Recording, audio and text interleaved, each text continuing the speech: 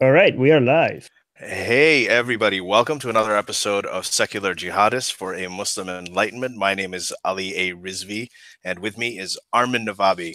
Armin Navabi is the founder of Atheist Republic, the largest online platform for atheists in the world, with 1.8 million members now and counting. Hello. Armin, uh, I I can't welcome you to the show because you're a fellow host. So Yes, this is always good to you see you. always make this very awkward. Yeah. But it's so much fun. You're so cute when you're awkward. Uh, Okay. Now let an awkward silence. Okay, no, never mind. Okay, let's go on. So today we have a our guest today. His name is Asadullah Ali Al-Andalusi, and it's Asad for short. That's what we agreed on. He also goes by Ali, but since we already have an Ali on the show, and that's me, I called first dibs on that because it's my show. Asad, welcome. Thank you for having me on. I appreciate it. Yeah, and Asad, I'm just gonna just a little bit about you. You are the founder of the Andalusian Project, which is an independent research platform for counter-Islamophobia studies. You hold degrees in both Western and Islamic philosophy, and you're currently pursuing your Ph.D. in Islamic Studies. Your education has been both in Malaysia and in the United States, and you're currently U.S. based. He specializes in topics, excuse me, related to the philosophy of science, atheism, terrorism, Islamic political thought and ethics, and other issues surrounding the global Muslim community. So one of the things that happened was that you chose to identify as a fundamentalist Muslim, which is kind of Hmm. interesting. And I have a little bit of a backstory about that too, from personal experience for myself when I was sort of dabbling in the faith. I'd love to hear your perspective on that to start. So why did you identify as a fundamentalist Muslim? Well, I think the word fundamentalist is often used in the pejorative sense, and I like to use it in more of a neutral sense as following the fundamentals of my faith. I don't like being called a moderate or an extremist because I feel that moderate Muslim is also a pejorative for less practicing. So, what I'm trying to do by utilizing the term fundamentalist is to kind of take away the pejorative meaning and to showcase that Islamic thought at its fundamental level is not associated with extremist ideas. And another thing about you is that you actually came to Islam voluntarily. So you weren't born in a Muslim family. You converted to Islam.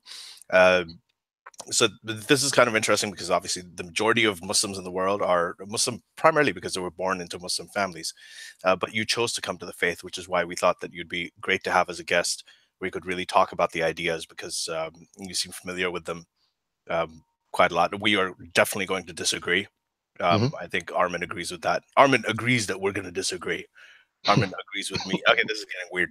Anyway, um, can you tell us a little bit about so what was it? What is your sort of autobiography in the sense that and that whole timeline of where you started from, why you came to the Islamic faith, when you came to it, and what you liked about it?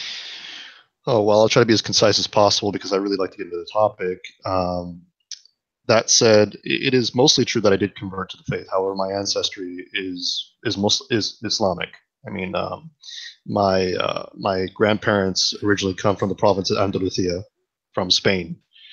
They then, in order to migrate to the United States, they stopped off in Puerto Rico first, and that's where my parents were born. And then my mother migrated to the United States, and we were Catholic at the time because my ancestors descended from Moriscos.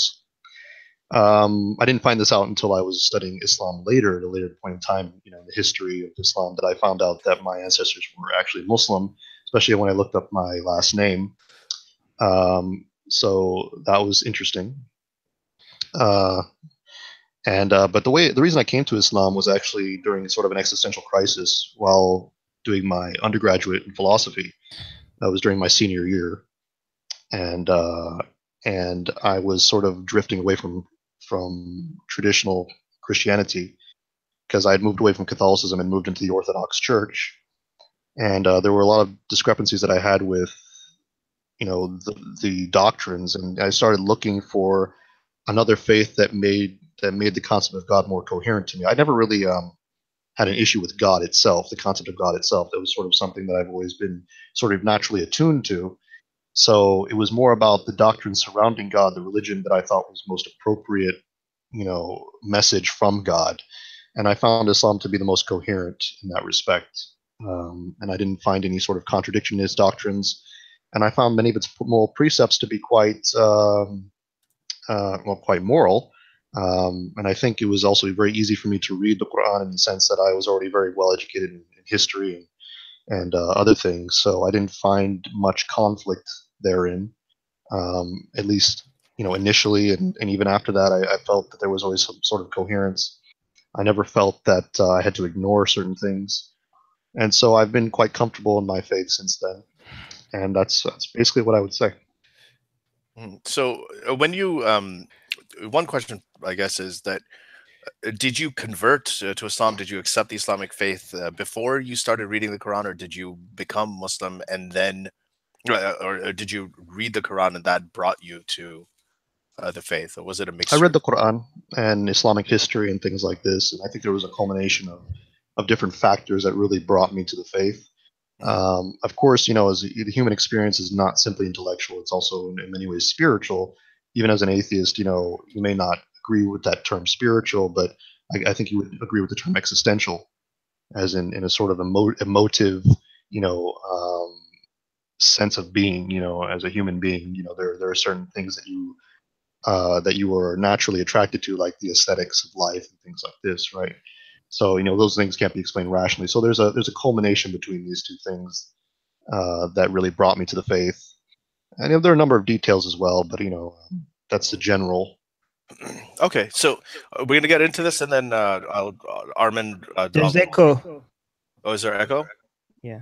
I don't know where that's coming Well, from. I think It's died. It's gone. Okay, all right, it's good. You're good. Okay, so also let's get into the topic. And I wanted to kind of start with a question from one of our patrons. His name is Mikhail Mikulik. Mike. Okay, so we're just gonna call him Mike from now because he was also on the previous podcast, and I probably skewered his name then too. Yeah. So one thing that you and I will definitely agree on is that there is anti-Muslim bigotry is real.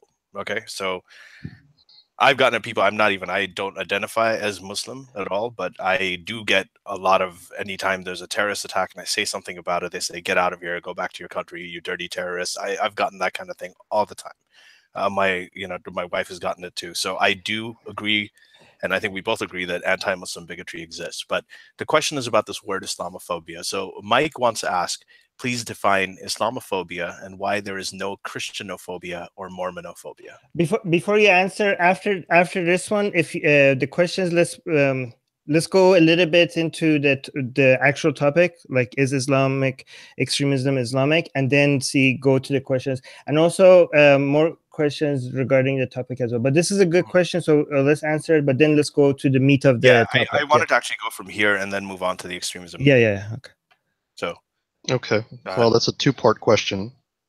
The first part is how you define Islamophobia. Well, first off, I'd just like to say I have a contention with the term itself, because I feel that it's often, the term Islam is often conflated with Muslims. But I think this is also partially due to bigotry itself. I think a lot of people have a difficulty separating the two. Both on the positive side, where people are supporting Islam and Muslims, and the other side against. You have a lot of bigots, for instance, that assume that every Muslim who disagrees with a particularly extremist interpretation is doing taqiyya or something, and is actually following those. So they never really separate it. So that's partially a problem on both ends. I think the more appropriate term would be Muslim phobia. But like I said, until you have individuals on the bigoted end as well, until you have them stop conflating the two, Islam and Muslims, then I think this term will continue to be used. What is the difference between Islam and Muslim? Sorry, I'm surprised that we actually do largely agree on this, but I have the same problem with the term Islamophobia, and I prefer the term anti-Muslim bigotry or anti-Muslimism, whatever. But okay. What is your view of the difference between Islam and Muslims? Well, Islam is a set of doctrines, a set of principles and practices that not all Muslims are naturally attuned to or follow perfectly.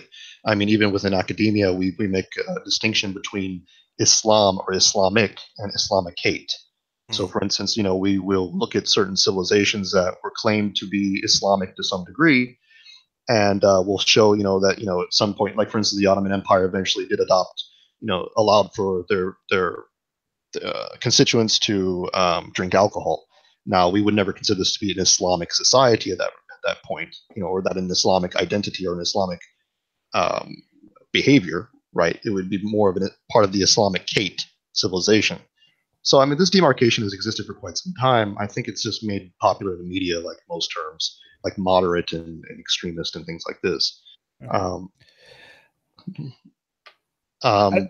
think we're pretty much in agreement on this one. Islam is so basically you're saying you don't like the word Islamophobia yourself. Islam is ideology. Everything that is Islamic doesn't mean that is according to Islam directly. It could be relevant to Islam, but not following Islamic teachings. Muslims are Muslims even if they're not following Islam. I think we're all in agreement on this one, right? Yeah, and I want to say once again that I do believe that there is partial blame, or at least half the blame, on the bigoted segments of society towards Muslims, because they tend to have it. They don't differentiate. That's the problem. Well, I think there's the motivation is on both sides to make Islam and Muslim the same thing, because a lot of people that want to defend Islam try to make Islam and Muslim the same thing because they want the criticism of the ideology to be hatred and bigotry, and also a lot of people on the bigoted side want Islam and Muslim to be the same thing because they want to use people like us that are the arguments that we have against Islam. They have a problem with Muslims themselves rather than Islam, but they want to use arguments against Islam as an excuse to hate and attack Muslims, right? Yeah. I think I'll just from my own personal experience, I'll explain this here. I mean, I do agree with Armin. I think it's on both sides. So on the left, you have people saying that if you criticize Islam at all or do what me and Armin do, then you're a bigot against all Muslims, which is bizarre because most of my family is Muslim, and we have these debates all the time, and they understand the difference between the two, and they understand where I'm coming from. On the other hand, on the right, like you said, like on the far right, often they say that there are some problems with Islam, so that means that all Muslims must be, nuke them. I think the best way to sort of define, to sort of encapsulate this phenomenon is that it's two reactionary movements reacting to each other. Right. Yeah. I think that's a good way. And they love each other. They feed on each other. Exactly. And I think that's a huge problem. And I think it's, right now you have sort of the very overly liberalized left who's gone into postmodern territory beyond beyond reason. And they think everything is like horrible. Yeah. And then you have the other side, which has gone extremely to the right. Right. All right. We're agreeing too much. Let's get into disagreements. What do you want me to do? Let's get into disagreements. I try to stick to my principles. I'm sorry. No, we're good. But I think we're going to start disagreeing a lot soon. So which is I'm a fan of agreement. Armin is a fan of disagreement. Actually, we're both fans of both, but I do like a little bit of agreement from time to time as a foundation. But let's go on. Armin, go for it. Start a fight. Okay, so basically, I think the main disagreement that we have is that we think when we read the Quran and the Hadith, but I don't know if you want to go to the Hadith. Maybe we want to focus on the Quran because most Muslims share that. Is we find a lot of the teachings in the Quran problematic, violent, barbaric, backwards, insane, inhuman, anti-woman, anti-many things that we value, right? And we think all these positions that the Quran is taking is extreme, and if it wasn't intended to be extreme, then it was very poorly communicated. And there's two categories of these kinds of ideas that the Quran or Hadith, mostly the Quran, when it comes to these categories, is just as values that we find very unhelpful and inhuman. Is some the two categories are the ones that are teaching Muslims what to do in this life, and I think a lot of people focus on this. A lot of non-Muslims focus on this because the second category, which is what the Quran teaches about the afterlife, a lot of non-Muslims will think that we don't have to worry about that because we don't believe in that. So it's not. So we only care about the consequences of Islam on us, which is a part of the Islamic teaching that teaches what Muslims should do to other non-Muslims or how they should behave in this world. Well, I don't agree with that, by the way, but because but also I'll get to that. But a lot of Muslims also, when it comes to defending Islam, I see most of the defenses are also with regards to the teachings of the Quran in this life, what happens in this life, because they have been, I think they have been trained to be more defensive against those verses, because those are the verses usually people bring up when attacking Islam. But I think that the second category is as important, if actually more important, I think, is the verses that are maybe even more important are the verses that are talking about non-Muslims or infidels or kafirs, non-disbelievers, and what was going to happen to them in the afterlife. And a lot of people tell me, why would you care about that? You're an atheist. You don't even believe in hell.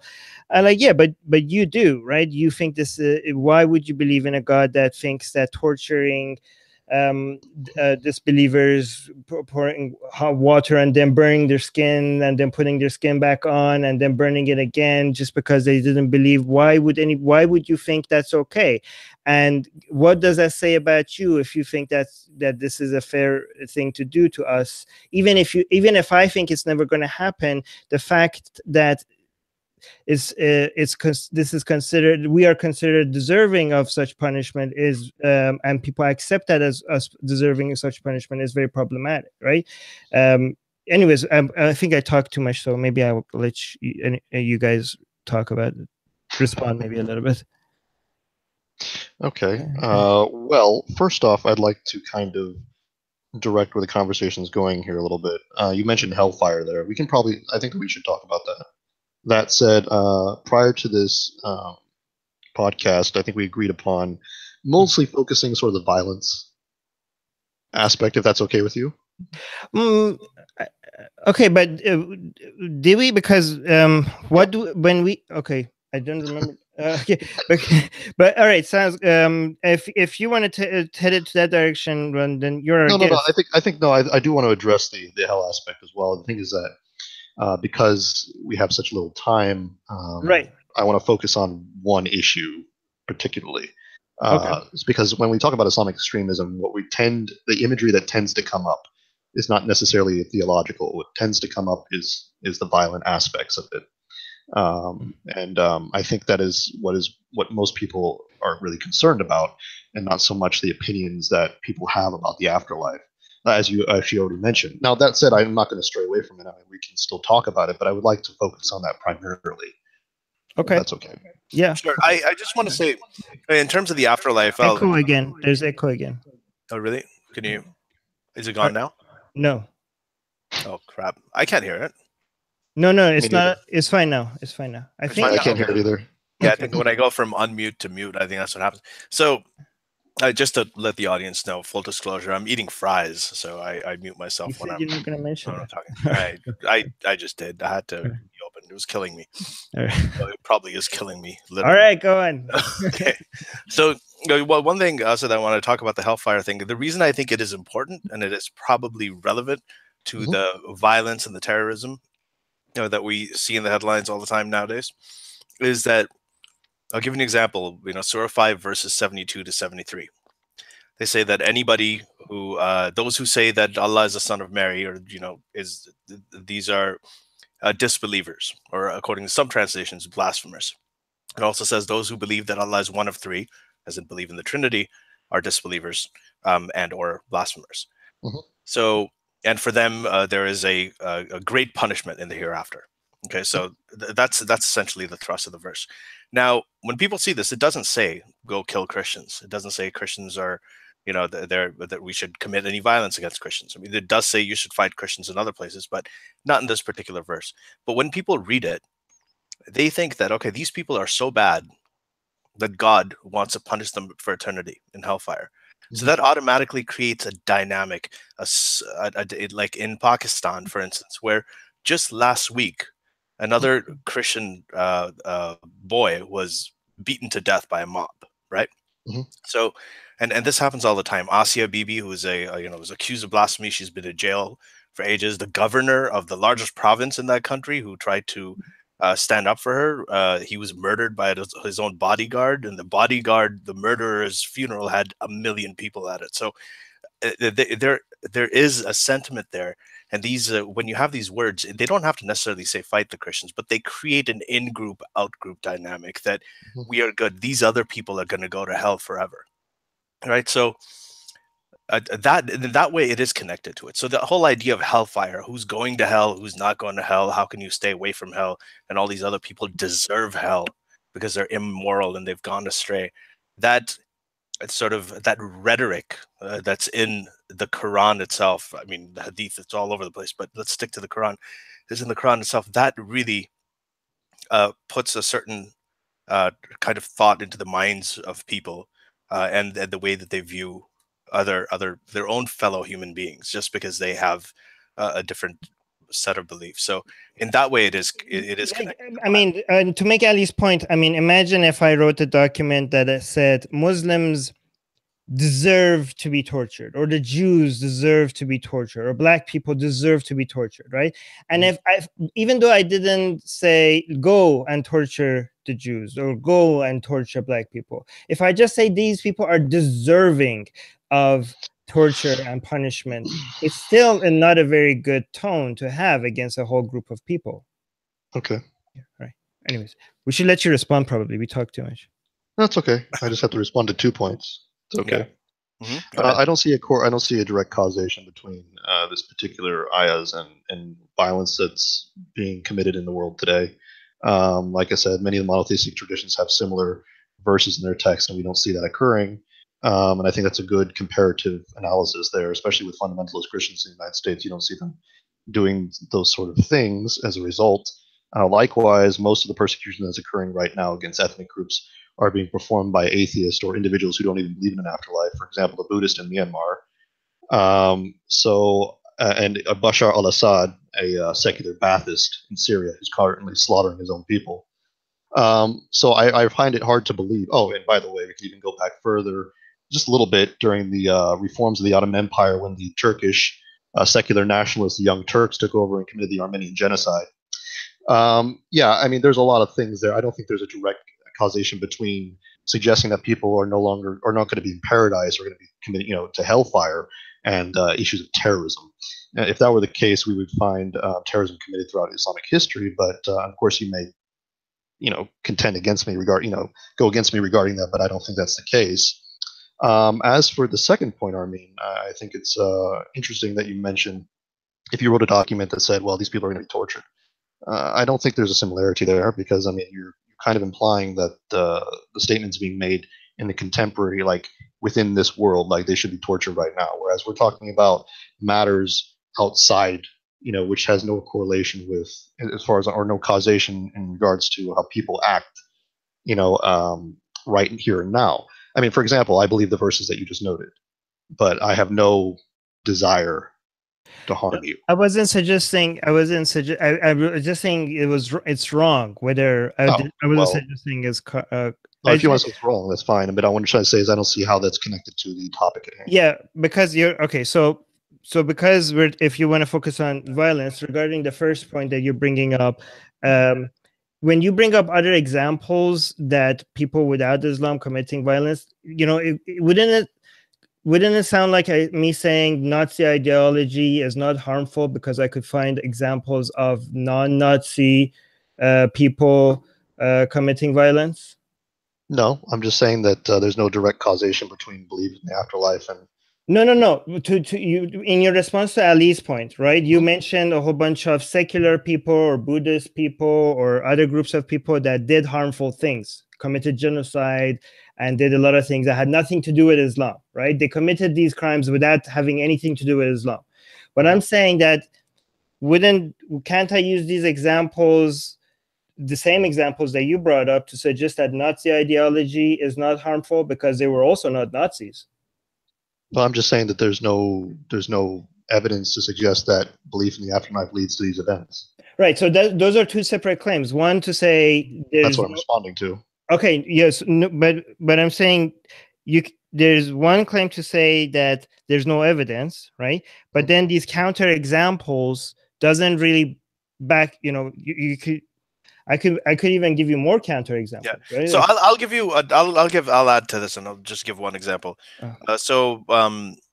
For instance, when we see a lot of Islamic jihadists, right, who like in ISIS or in Al Qaeda and so on, and what they do is they go out and they actually take like Surah 8 verse 12. They think that they're in a time of war. They think Muslims are under attack.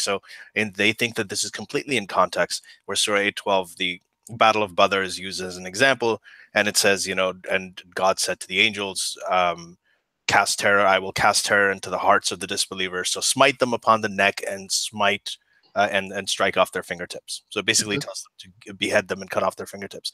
So what they do is they actually take these words and they carry out these actions. And they say Allahu Akbar as they do it. They quote these things in their literature. And many of them are very, very well versed with the Qurans. Many of them have it memorized with meaning. So they do that. And people say, well, this has nothing to do with Islam. But on the other hand, you're giving the example of, for instance, the Myanmar Buddhists who are doing this. There's nothing in their religious doctrine that's making them do this. And this is obviously, it's an aberration. So what we've done is we found one example of, the Buddhists in Myanmar doing the same horrible things that Islamic jihadists do all over the world on a daily basis. And we're saying, okay, see, so they both do it. But when you actually look at the doctrine, there's nothing in Buddhist doctrine that actually tells them to do that. There's nothing in there is no atheist doctrine that tells anybody to do anything. But with the Islamic jihadists, their actions, right, are translations. They're visual and visceral translations that we can see in 3 dimensions of the verses that they're carrying out exactly. Okay.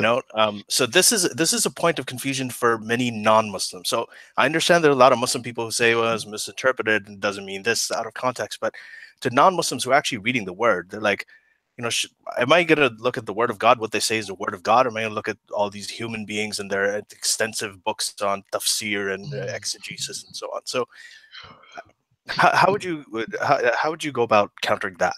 Well, first off, I think the conversation gets a little bit muddied here, because the claim that I heard in the beginning was that there is a direct causal link between belief in the afterlife, hellfire, and terrorism. No, we're moving on. Now I'm moving on to... That's what I've been responding to the entire time. So that's what I don't understand, where we're going into this other territory. That said, I did hear a couple of claims in your response, which I think are inaccurate. For example, you mentioned that jihadis, if we want to refer to them as that, have a lot of knowledge about Islam. Mm-hmm. Is that the case? Well, I mean, there are obviously many jihadis who just kind of go in and they just do it because they're paid money. I mean, that's absolutely true. But for example, we had Tanya Joya on the podcast. She's the ex-wife of Yahya al-Bahrumi, commander in ISIS, and he is actually a Quranic linguist. He aligns with the Zahiri school of thought, the Zahiri, I guess, the philosophy, where they're linguists, and he has the first Arabic grammar book memorized that was ever written, first Arabic dictionaries memorized. He has a Quran memorized. He knows what each and every word means. Abu Bakr al-Baghdadi himself, he's got a PhD in the Quranic text, in the actual language of the Quran. So these are knowledgeable people. The people who are actually writing this, I mean, so Bahrumi is the guy who wrote the Dabiq magazine, and he was the editor of it too, and he put it out and published it.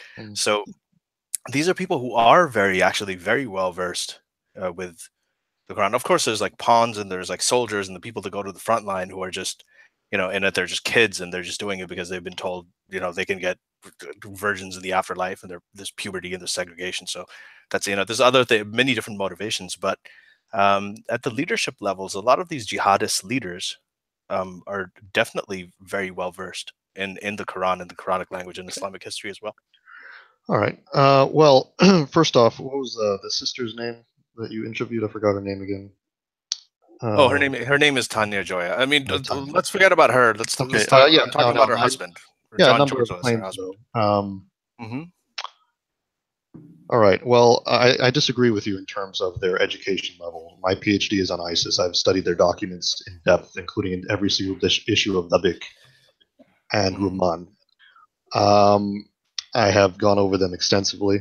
I've also looked into the backgrounds of Abu Bakr al-Baghdadi and many of his leading associates, and I found that Abu Bakr al-Baghdadi only has a Ph.D. in tajweed, which is not something that I would consider to be sufficient for giving fiqh and opinions on usul. Can you define tajweed for the Tajweed is just recitation of the Quran. It doesn't necessitate that he actually understands the meaning of tafsir.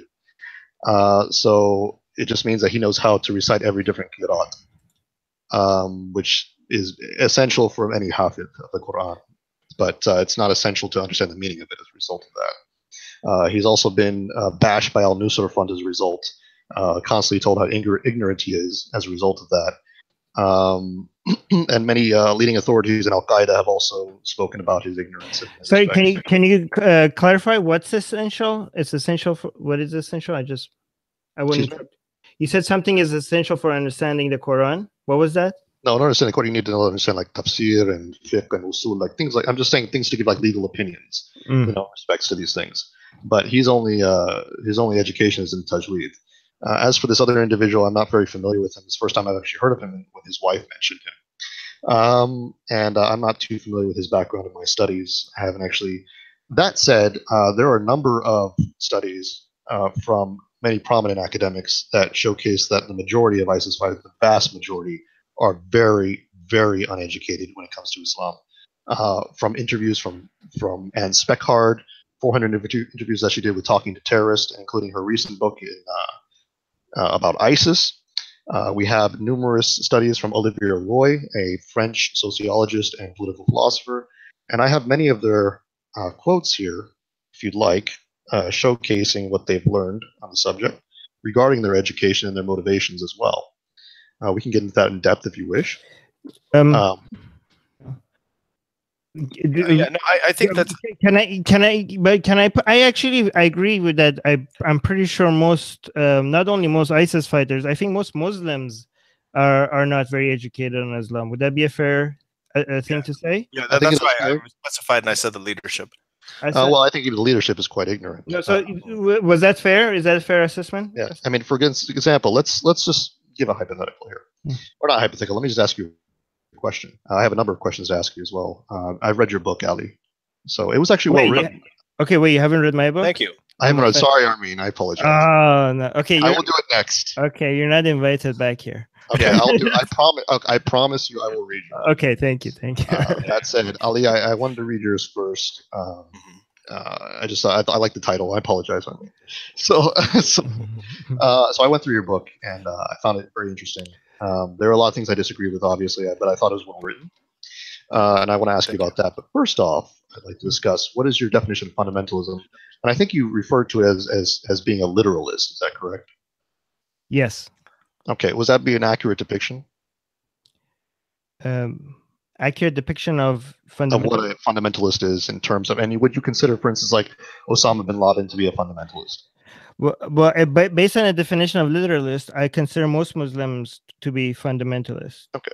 But would you consider, like, say, anyone who takes the hadith and the Quran to the letter and does everything without, making excuses of things like this, mental gymnastics, to be somebody like Osama bin Laden? No. Just because you think that the Quran is not a metaphor and it's taken to be literalist, that doesn't mean that you're going to go and want to kill people. Okay, but I'm just wondering, like, in terms of like terrorism, you think he's following everything directly, or? My issue is that the book is not very clear, and okay. the most clear parts of it seem very barbaric and violent. But the problem with books like the Quran and the Bible are that you could argue for almost any conclusion that you want if you play around with it enough, right? When I say somebody is a fundamentalist, that doesn't mean they're following it correctly. When somebody is a fundamentalist, that means that they think that God is not playing games with you. There's no puzzle here to solve. This is not metaphor. This is not poetry, and you have to just meditate for you to understand. This is just black and white. Read it and you understand it. That's what that's what a fundamentalist is to me. But that doesn't mean that just because they think they have read it and came to the clear conclusion, that doesn't mean that they're all going to come to the same conclusion, right? Some people, everybody's going to read it, and a lot of fundamentalists are going to be like, well, this obviously means this. But even though they think it's obvious, another fundamentalist could be saying, no, this obviously means that. And it could be completely in contradiction to what the first fundamentalist said, he or she. I think we can discuss the issues of interpretation at a later point. Okay. That said, my main question is just, do you think Osama bin Laden is following the doctrines in respect to terrorism? So I'll answer that. I think to a large extent when it comes, well, I think to the, as far as the doctrines of terrorism, I think that ISIS is following them. I think Osama bin Laden, to a large extent, followed them. Osama bin Laden, I don't think was, in my view, he wasn't as educated about it as I think that the ISIS leadership is, and I know we disagree on that. The problem is that you could say that, you know, when you talk about the fundamentalists, from what I see, the Quran, like the other monotheistic texts, is full of contradictions. Okay, there are contradictions. Some of them can be explained by, you know, chronology. So, you know, some stuff came earlier, some stuff came later. But in my reading, and also having gone through a lot of the tafsir and reading about it for many years, I do think there are a lot of contradictions. So you can take somebody who takes the good things out of it about the treatment of orphans, for instance, right? And you can say, okay, they're a fundamentalist in the sense that they're selectively following this good thing in it. And yes, the following of the violent stuff is also selective. This is why you can't really judge a person. You have to judge specific actions, right? Right. I mean, you could come up with examples with anybody they were like, okay, they did this, and I can't find anything in the Quran that suggests that. Or you could be like, well, this action that they specifically did. I mean, for example, when ISIS people were killing Christians, right? That was, I'm pretty sure Ahlul Kitab is protected under Islam, right?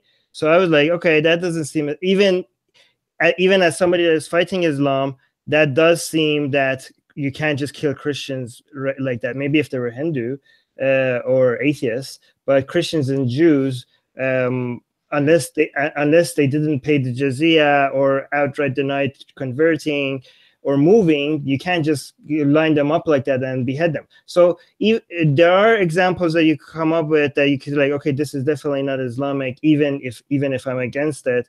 But you can't judge a whole group or an individual. You have to look at specific actions. I wanted to, just one last thing before you go ahead, Asad, and before you respond, is that I think that one thing you can't do, when I was talking about the selective, you know, when you say fundamentalist or literalist, I mean, I don't think anybody can be a literalist of the entire Quran in terms of practice and following it, because I feel like many things that are at loggerheads with each other, there are many contradictions. However, if you can't follow the peaceful stuff in the Quran, and discard the violent stuff, I don't think you can do that, because if you do that, then you're ignoring a lot of what is the infallible word of God. Okay. On the other hand, if you follow all the violent stuff, right, you can still follow the peaceful stuff, because you can say, okay, treat orphans well. We're going to treat the orphans of the Muslim Ummah well. But the infidels, the Yazidis, the polytheists, we're not talking about their orphans. We're talking about our orphans. When we're talking about women, we're talking about our women. When we're talking about treating people justly, we're talking about our group. You know, we're not talking about the people who don't believe, or, you know, the Christians who came before who refused to convert or pay the jizya. We're not talking about them. So people who follow the violent aspects of it and take the book as a whole, for them there is a way to incorporate the peaceful elements of the scripture. But I don't think, and I've thought about this a lot, I really don't think there's a way to follow it peacefully and just sort of disregard the violent stuff. I think that makes it cherry picking. But go ahead. I'm sorry. Okay. Well, I believe that I am reading it holistically, and I believe that there is a way to read it holistically. I think we disagree on that respect. That said, I do believe also that ISIS and Al Qaeda and others are actually the cherry pickers. I believe that they're the reformist in our tradition. And I believe that anyone who thinks that they are close or that they are reading the certain passages in an accurate way are ignorant of the scripture as well. I think there are a number of places where the Quran is violent, and I'm very okay with that because I think the violence is justified in many respects. And I believe that there are other places where it clarifies that violence to the extent where it clearly states that it's not against innocent people. And I think I can point that out very easily without resulting in mental gymnastics or anything. So your main argument on the violent parts is that that the Quran is specifically talking about combatants and people that attacked Muslims. It's not talking about all kafiruns or mushrikuns, or it's basically talking about the specific battle at that time. It's talking about people that, correct me if I'm wrong, and you can't just take these verses and say, look, God is saying, kill the kafirun, kill the disbelievers. No, it's basically we're talking about a specific situation and armed combatants, and you have to take it into context. That's your main argument for the violent orders in the Quran? Is that correct? Yeah, I would say that's a pretty concise variation. But I mean, even if you just look at the Quran itself, it's not like it's implicit; it's explicit as well in non-abrogated Medini verses that state very explicitly who it's referring to.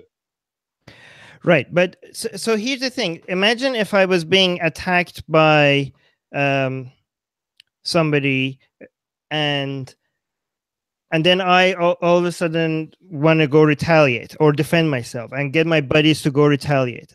And this person that happened to attack me happened to be a Jew. Okay. But then I get all my friends are like, come, let's go attack the Jew. Let's kill the Jew. This Jew has threatened my family and has promised to do this to us and do that to us. We need to defend ourselves against this Jew. Don't you think that I have why wouldn't I just say this guy that attacked me? Why wouldn't I just say this person that is targeting my family? The fact that I keep mentioning that this guy is a Jew and we should kill the Jew and defend ourselves against the Jew, doesn't that kind of suggest that why would I even bring the fact that he's Jew into the conversation? What does that got to do with anything? I mean, the fact that so let's say God is saying that you have to attack these people because they're attacking Muslims, and it's just because they're armed combatants, and that's why God is saying defend yourself. I didn't know, by the way, that this was a problem that people at that time when before God commanded this, people when you used to get attacked, people, did they just take it before God made this commandment? But anyways, now that God is saying go defend yourself, why couldn't he just say defend yourself against people that attack you? Why does the fact that they're kafirun has anything to do with the fact that you need to defend yourself against the people that are attacking you? Why constantly mention the fact that they don't believe, that they didn't accept the message of Allah, that they disbelieved in the prophet and his message? What does that, if the criteria for you attacking these people is simply the fact that they're attacking you, why constantly? I mean, the word kafir is one of the most constantly mentioned. The fact disbelievers and the things that you need to do against them, and the things that God is going to do to. I know you mentioned we don't want to mention afterlife, but this is one of the most obsessive words that is constantly mentioned in the Quran. The disbelievers, I think, is mentioned. Anyways, I'll let you respond. But do you get my point? Yeah, I'm going to answer it in two ways. Okay. First off, because that was the primary means of identification for nationality back then, was through religious identity. So it was much easier. Let me ask you a question in response to that. If I said the Americans bombed Japan, is that racist against all Americans or hate speech against all Americans? No, but if you said we should kill the Americans, we should find them we should find Americans wherever they are and kill them. To the Americans while they're being bombed. So the Americans have invaded us. We should kill the Americans when we find them. Yeah. Are they referring to every single American citizen in the United States? So I have two responses to that. First of all, I would suggest to them to change the language. Yes, I would. Second of all, I might be forgiving to them because they're only human, not God. Second of all, third of all, sorry, I would be even more. I would even apply a higher standard to what they were saying against the Americans. If some people were about to take their words and follow them as their guide to how to live forever, right? So If, for example, let's say a general said, kill the Japanese. And we were like, dude, can you not say kill the Japanese? And he said, well, I'm obviously not talking about all the Japanese. I'm talking about these Japanese that are attacking us. First of all, I would tell him, okay, but seriously, you need to adjust your language. I know what you maybe, okay, this is not good, right? Second of all, if this general had a cult following and people were writing everything he said and said, like, because people constantly say to us that these are for specific battles at a specific time. It's obviously talking about a specific group of people, but at the same time, we can't make this argument that, well, then every one of these messages are guidance for all Muslims for all time. Then what are we supposed to take out of such a language against kafirun? I mean, if the intention was not to show all kafirun as evil and deserving of attack, this could have been very easily avoided, right? I mean, the worst you could say about this God is that he actually thinks that all kafirun all disbelievers deserve to be attacked and killed. But the best thing you could say about this God is that he really sucks at communication. He should have known that in the future, if he didn't really intend for people to think that disbelievers deserve to die, look, we have the power of hindsight, right? We could see that a lot of Muslims think that. A lot of government people forget, but God should have had the power of hindsight ahead of time. He should have known that this is going to be something that he should have been clarifying and maybe not talking about the kafirun in that. The best you could say about him is that he sucks at communication. Asad, feel free to jump in whenever you can. I prefer to let you guys finish. No. I interrupt Ali. Ali interrupts me. The thing is, I like to do that because I like to get the full gist of your argument. If I interrupt you, I feel like I'll miss something. Yeah. But you were talking about the example of the Japan attacking Japan. Okay, well, I just wanted to mention 2 points against that as well. First off, the definite article of DD is usually not in reference to a universal subject, and it tends to be contextualized by other statements or behaviors occurring around us. It's very commonsensical in every major language and syntax. So I don't think that needs to be really clarified too much. That said, there is a... Well, yeah, I mean, like I said, like during World War II, nobody would have assumed that you meant every Japanese person or every United States citizen when you said the Americans or the Japanese. Unless you specify that everything I say is a guidance for people to follow at all ages, for all men at all time. No, that's irrelevant. How so? That's irrelevant because the context still is within that prescription. So basically, but then what's the point? What's the point of putting out? So here, but based on that argument, you could throw the whole Quran away because everything it says is supposed to be for that. But I want to just voice a disagreement here, Asad, with you. And I'll give you the same example of Surah 8, verse 12, because I did mention it before about the angels casting terror into the hearts of the disbelievers and slicing their necks and their fingertips. So that's verse 8:12. It's clearly about the Battle of Badr. That was the first battle that the Prophet Muhammad fought with the Quraysh.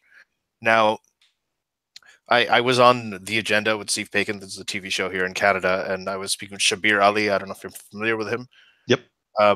And I mentioned this to him, and immediately, obviously, he said that that's from the Battle of Badr. I'm like, yes, but the very next verse, Surah 8, verse 13, says, "And whosoever opposes Allah and His Messenger," and over here, it isn't even a belligerent thing. It's not about war. It's just about opposing Allah and His Messenger. Will suffer a grievous penalty. So what's actually happening is that Surah 8:12, right, is talking about the Battle of Badr. It's giving the example of what should be done when Muslims are being attacked, right? Granted, which a lot of ISIS and all these people, that's what they believe the state that they're in is a state where Muslims are being attacked. And then the very next verse says, and this example applies to whosoever opposes Allah and His Messenger. So often, when you're talking about verses or commandments, or that are constrained within that context, when that claim comes up, there almost always is a qualifier along with it that demonstrates that sort of example in time is just an example. That's an example of look. This is what we did back then, the Battle of Badr, and this is what should be done. This is the example that I want to give for all of you, right? So And that makes more sense logically too, because it wouldn't make any sense logically to have, you know, a book from the creator of the universe that is a final word from the creator of the universe, and it isn't even that long. It's very short compared to the Bible. And you have this book that is only putting things that are only applied for a small period of time, just a few months or a couple of years at the most. So it logically makes sense that these examples would be used as an example for all time, rather than just being constrained in the context of that time. And you can see, and just to make Ali's point, you could see tafsir after tafsir. I know you could find tafsirs that make your point that these verses don't suggest being violent against this believer, but the fact that we also have a lot of tafsir that read these verses, Arab-speaking scholars, and their commentary on it was that these verses do suggest. The further back you go, the more sort of like conservative. They do suggest that we need to kill disbelievers and fight against them. It does suggest that if God didn't mean that, the fact that so many Arab-speaking scholars got it wrong shows that the communication was not at all efficient. Right. So I said, could you just kind of, so when you're talking about the constraint within a certain context, so that we have a disagreement on that, but do you have any views on that, on what I just said? I do. I believe that first off, the context cannot just simply be constrained to the particular statement therein, but also the entire text in which it is put in. I mean, for example, you know, just to give you a brief, you know, example. For example, you know, if I skimmed through Harry Potter and I came to the conclusion that Dumbledore was Harry Potter's father because he got, you know, frisky with one of the students, you know, you'd probably see that as a very bad interpretation, and because I'm missing out a few things, right? Because I'm not taking the whole book as a whole. As a result, you know, for example, you somewhat only kind of looked at the context within that particular verse, but not the entire text. So, for example, you've missed out on Surah 60, verse 8 through 9, which is a Madani surah, has not been abrogated. No major scholars suggest that it is. From Imam Tabari, Ibn Kathir to Imam Qurtubi and others, it still remains relevant throughout all time. And I think it's very relevant in this discussion because it was a response to a particular individual who thought that they should be mean to all disbelievers, including their own parents. And the Quran responded to that individual by saying the following, if I may quote. I think this is very relevant. Like I said, Allah does not forbid you from those who do not fight you because of religion, and do not expel you from your homes, from being righteous towards them and acting justly towards them. Indeed, Allah loves those who act justly. Allah only forbids you from those who fight you because of religion and expel you from your homes and aid in your expulsion. And He forbids that you make allies of them. And whoever makes allies of them, then it is those who are the wrongdoers. So basically, me and Ali, though. Like, yeah, you're cool, man. That's why I'm cool with you. No. We are fighting against Allah. Are you? Yeah, we are. I mean, we could be based on what is considered fighting. We are. Me and Ali and a lot of other people that you consider okay people, we are actively trying to fight Islam. Okay. Right? So does that mean that we're fair game? Fair game in what sense? In attacking and killing. But not in that sense. But there are other Quranic ayahs that also mention that explicitly that we only retaliate in kind. For example, you're speaking to me. I'm speaking back. No, okay. So when you say warfare, and hold on, Armin. You said there are other ayahs that say that we respond in kind. So just for the audience, can you mention some of them? Okay, look, there are many instances of the qisas, for example. Let me give you one. Imam Qurtubi also mentions that these his own tafsir also mentions this only regards to, it does not mention attacking innocent people, for example. Can I just? I want to just put a pin in that. I want to get back to the concept of innocent people. But Armin, go ahead. Yeah, just like, for example, if you consider a general in an army that commands troops, tells them where to go, and makes plans, even if he or she himself never shot a single person, people consider that person fair game to take out, because even if it's right. So based on that. I know, but I'm just saying that the definitions is not very clear on who's considered an enemy, who's against Islam. The fact is that you could argue anybody to be waging war against Allah or Islam, right? Who cares? Especially me and Ali or other people that are just speaking. What does that matter? Well, but okay. Let me make a point like this. You're talking about the standard communication and say if I say killed Americans, then if you look at the context, you can see that I'm specifically talking about certain Americans, right? But if this was somebody shouting or somebody making a command, that's different. If somebody, like, if you go even to even slightly more serious, written, thought through documents, like the documents that my building management publishes, that's not that serious, but you can see that they are defining terms. When I sign a contract, even though the consequences is not as much of the Quran, as big as the Quran, they define the terms to make sure there's no ambiguity, right?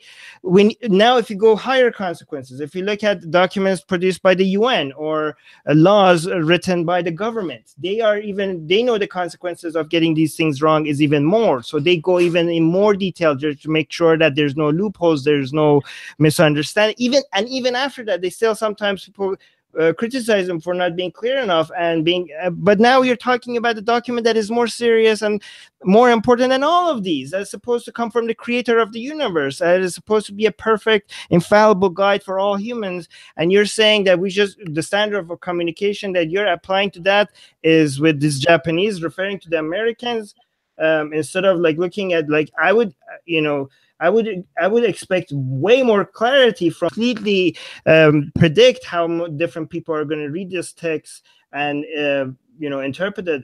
The fact that so many people have read it and concluded that this is obviously means something that you don't agree with shows to me that either this text is advocating violence or very badly written. Okay. Yeah. Well, I want to respond to that in two ways as well, if you don't mind. Because first off, I believe that Ali disagrees with you on your first point regarding people interpreting these things. Remember, this topic is about whether Islamic extremism is Islamic.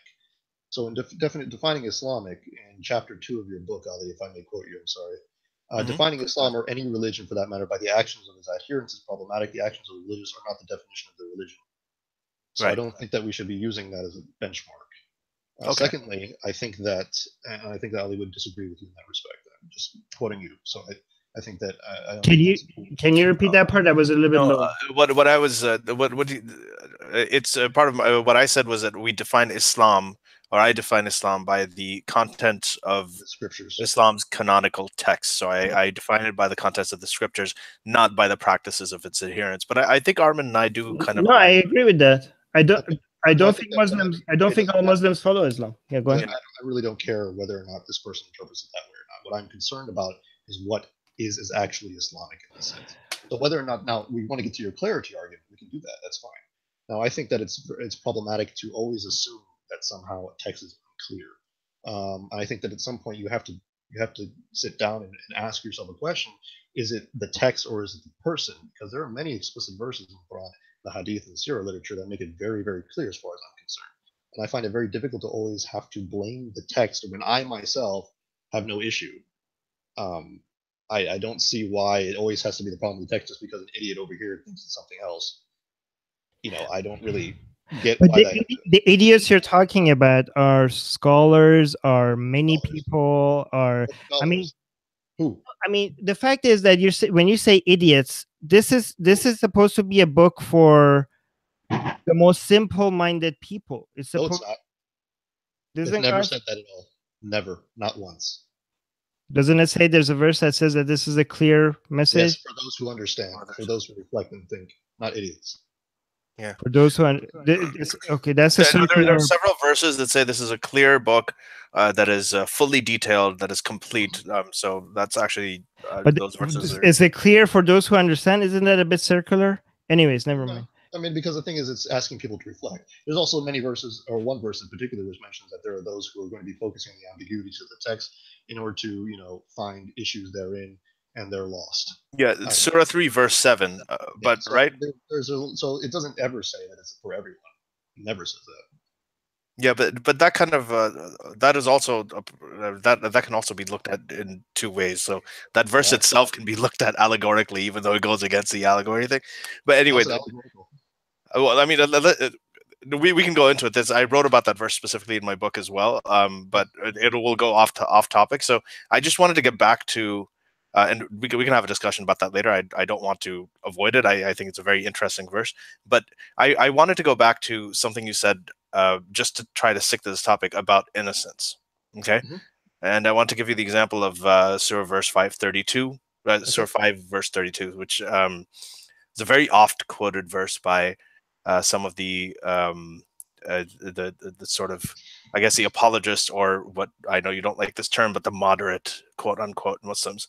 And that's the one that says that whoever kills an innocent, it's as if he's killed all mankind. Whoever saves a person, it's as if he has saved all mankind. And that's actually, like a lot of the Quranic scripture, it's actually part of it comes from the oral Torah as well, which says virtually the same thing in Sanhedrin.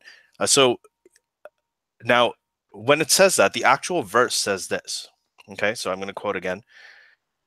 We decreed upon the children of Israel that whoever kills a soul, unless for a soul or for corruption done in the land, it's as if he had slain mankind entirely. That's where the innocent connotation comes in.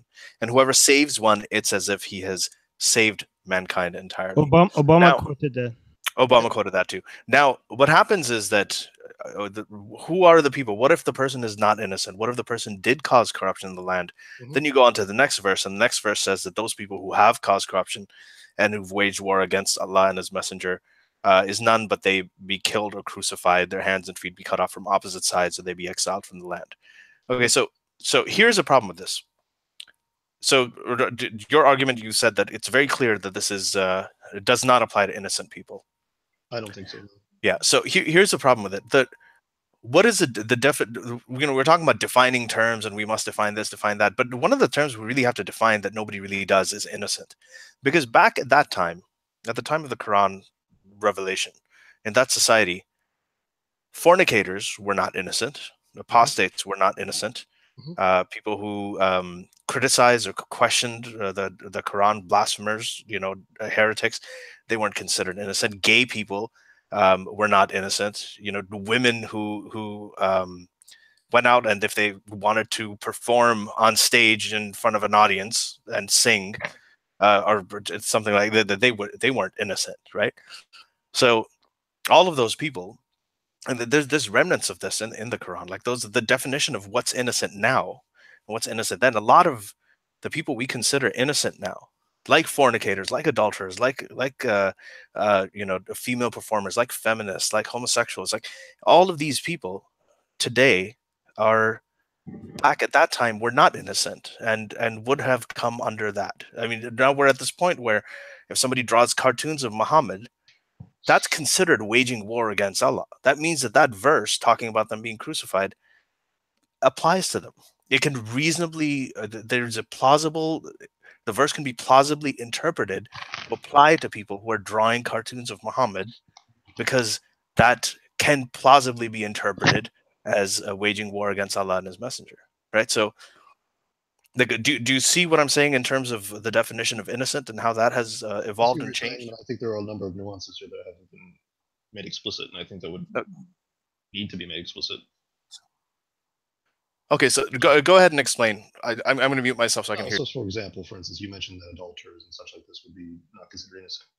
Adulterers, homosexuals themselves, are innocent because the action of killing them within the Islamic State has nothing to do with them being adulterers or homosexuals. The action of doing so is when they publicly do these things in a public sphere, like in public, where people can see them doing it. Let me just stop you just for a second. So homosexuals, in terms of having sex in public, because that's not what they're doing. They're not having sex in public. They're just openly declaring themselves as homosexual. Well, that's their business. According to you. No. Sorry. Go ahead and finish what you were saying. According to Islam's law, public acts of sodomy, public acts of fornication, where 4 witnesses can notice it, not barging into their homes, because actually Islam is also explicit in that you can't enter private property without permission. It requires that the death penalty be given as a result of that. Okay, so if you have sex in public, you think it's okay to kill the gay you're people. pretty stupid to do that if you know the death penalty is going to be. All right, so you're okay. So you're okay. It's okay to kill them because they're pretty stupid. I think it's okay because they're asking for it by actually agreeing. No, let's just say they're very stupid. No, if they're actually insane or something, there's an issue. Then they can't be punished. Maybe they're just doing it because they think they're fighting for their rights. Well, then they're idiots. And they should be killed. then they're asking for it. They're agreeing with the punishment. So they should be killed. Yes. So let's move on to the apostate issue, because I want to bring all these things together. So someone has renounced Islam. They stay quiet about it. They don't do anything. They don't make a public big deal about it. Okay. They don't start a website called Atheist Republic about it. Then it's fine. But what if they publicly there's nothing wrong with criticize? No, they criticize the ideology in the same way that Muhammad actually criticized the Quraysh's religion and their idolatry. Supposing they do the same thing to Muhammad's religion in an Islamic state where the laws are according to your interpretation, what you think Islam is. What should the punishment for apostates be in that regard? With apostates in the context of an imperial state, yeah. What do you mean? Apostates in the context of an imperial state? What do you mean by imperial state? Islamic imperial state? Yeah, basically. So if we had the ideal situation where we had an Islamic imperial state, then me and Ali should be put to the sword. Yeah, if we lived in a time of empire, because it makes perfect sense. Why? In the time of empire. Okay, go ahead. Or a time of empire back then, or if we could still get into a time like that, right? If we get back in that condition, we haven't in quite some time now. And why would that be okay to put me and Ali to the sword if that the came? State for every empire was war, and denouncing one's religion, which was citizenship, meant that you were at war with the state. So if you denounce your citizenship, if you renounce your citizenship, you're at war with the state? Basically. Wait, so if Canada goes into war with the United States and I decide that I don't want to be a Canadian citizen anymore, it's okay for Canada to execute me? No, you're in a nation-state system where the default is no longer war.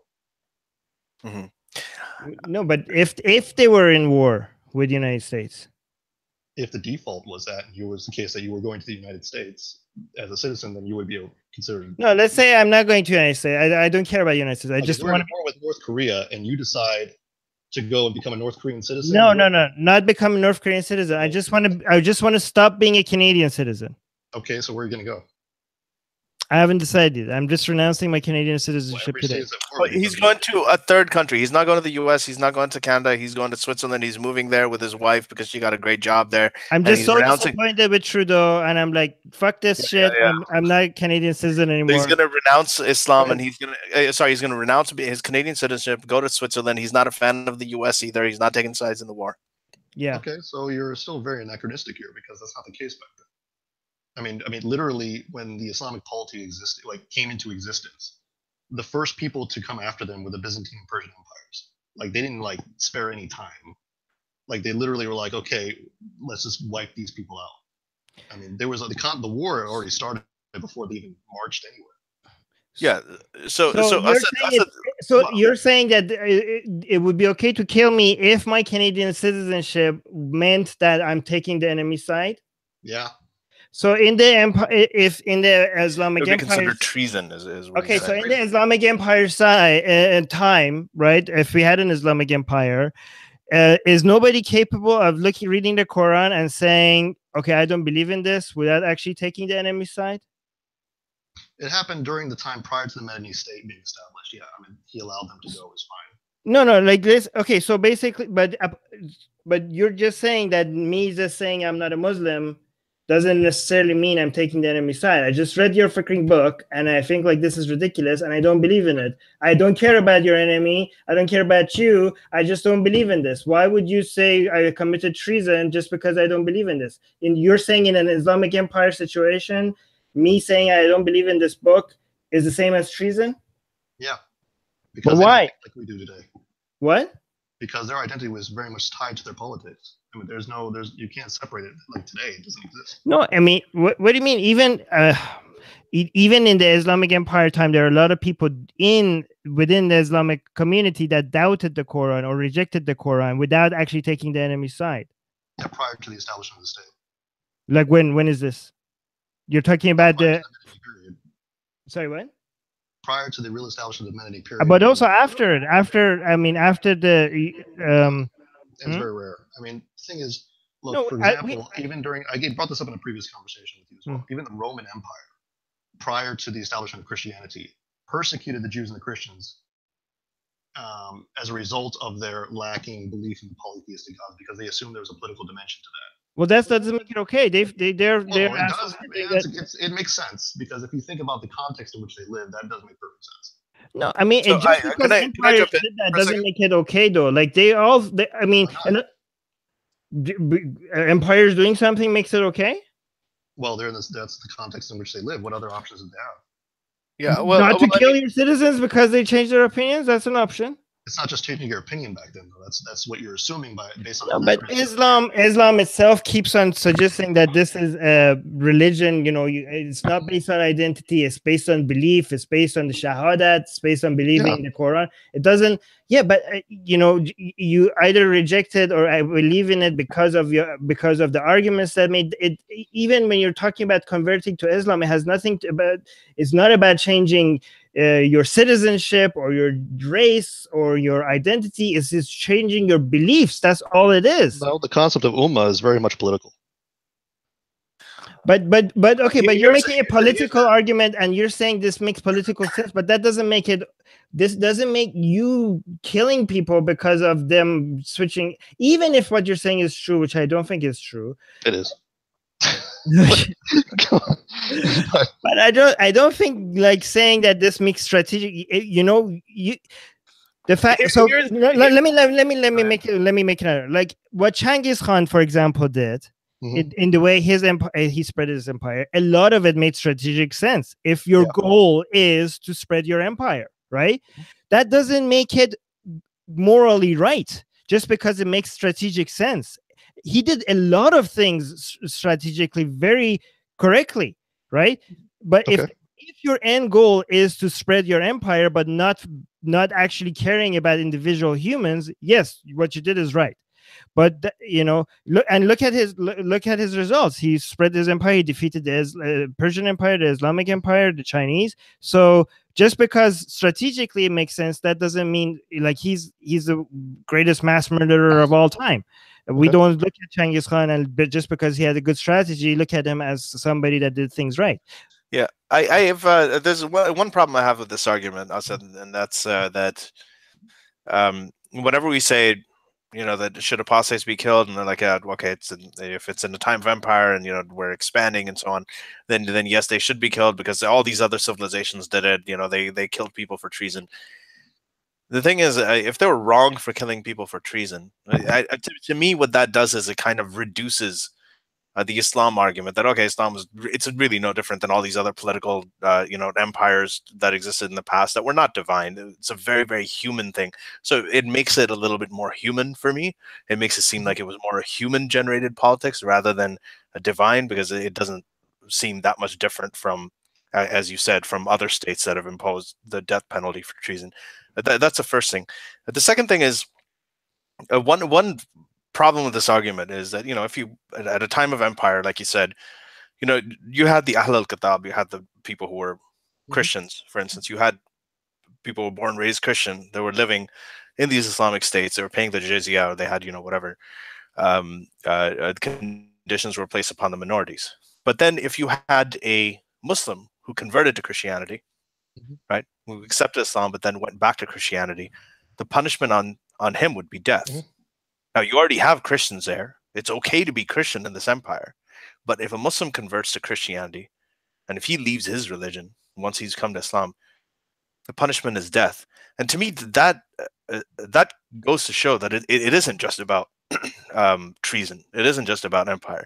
It's actually about changing your belief. It's not about, because when you have regular Christians, they're okay. But if you convert from Islam to Christianity in that empire, you're killed. So is that about belief or is that about treason? Well, I got 3 points I need to respond to. Okay. So, first one regarding Genghis Khan. His strategy was actually perfectly rational. How he may have implemented it was wrong in many respects. Like, for example, you know, you may suggest that it's a good thing to spread human rights, but it's not exactly a good thing to bomb the crap out of other nations doing so. So we can discuss the rationale or the morality behind the strategy and say it's perfectly fine, but the methodology being immoral. So I think that was not an appropriate example. In regards to the notion, you made up 2 points, Ali, and I'm forgetting the first one now for some reason. I'll get to it. The first one was that when you talk about, you know, apostasy being the punishment for apostasy being analogous to the punishment for treason. Oh yeah, you said the human right. element in there. Yeah. Actually, in the Quran, and even in the Quran specifically, there's actually no mention of punishment of apostates. That said, it's mentioned in the Sunnah of the Prophet sallallahu alaihi wasallam, in regards to when he was asked, what should we do in this respect? But apostates are also disbelievers, or the stuff about disbelievers. Well, they have a different status in the legal text. I mean, they are in the worst sense, of all disbelievers. Well, not necessarily. Actually, the Khawarij were considered the worst, but the Khawarij are by far considered the dogs of hellfire. But the Khawarij came after the Quran was completely written. Well, the Prophet ﷺ also stated that very explicitly about them and predicted their coming. Said that they were the worst of creation, that killing them would actually bring a reward. If you killed them and spilled their blood, they're considered the worst of all creatures on the planet. And they're Muslims, by the way. Let's see, where was I going to go with this? Oh yeah, so there are a lot of human elements in terms of the fiqh. Like for instance, offensive jihad was not created based on the text itself. It was a response to the empires around it. And of course, there's going to be human elements within the religion. That's why there's fiqh in general. I mean, not every single command throughout, till the 21st century has been mentioned in the Quran. I mean, that would be the biggest book in history. We derive the basic principles from there, and then we go into specifics later. So, I mean, yeah, of course, there's going to be some human elements there. And in regards to, and I think it's a clever point that you brought up regarding apostasy within the state where Christians are given the jizya. But you have to understand the concept of the jizya is more of a tax to secure minority communities who have either waged war or would wage war against the Islamic State during that time. So when you explicitly leave the faith without that aman or contract of security, you're not already under the status of dhimmi. So according to the legal scholars, it was the same. It didn't matter. But that doesn't answer the question. Sorry, but that doesn't answer the question. Like how is it still? Because the question was that is a punishment for apostasy? Echo. Yeah, wait for a second. It'll go away because I unmuted. But the question is a punishment for apostasy about belief, or is it about treason? Because you said before that it was about treason. Yeah, now, they're both connected though back then. They're both conflated. They were never considered separate from each other. Even treasonous people shouldn't be killed either. But anyways, I believe they should. I mean, I think it's perfectly. But okay, but so here's a question for you. You're saying this is okay in an Islamic Empire kind of situation. Well, then ISIS will make the argument. Well, that's what we were doing. Yeah, they would be wrong in that respect because they're no longer in that context. I know, but you're saying that. I mean, when you have an when you set up your own Islamic empire, other people could tell you that your Islamic empire is not the correct one. I'm just saying, no, what I'm saying is that ISIS, there's echo. I'm not doing it. You're not doing it. Sorry. I'm just saying, based on your argument that in an Islamic empire, if everybody else that is not with you is your enemy, then it's okay to kill people that are not with you. Isn't that exactly what ISIS was doing? Because they said, what are you saying, Asad, is that ISIS declared a caliphate. Okay, so they had a lot of Muslims come from all over the world, different places, and they came in, they said, okay, this is a caliphate, this is an empire, and we're going to expand. And they actually did it, they actually incorporated a lot of the prophecies of the Hadith, the prophecy of Tabak, the prophecy of the Syria and Levant, all of that. They're bringing it all together, even some political stuff like the Sykes-Picot Treaty and so on.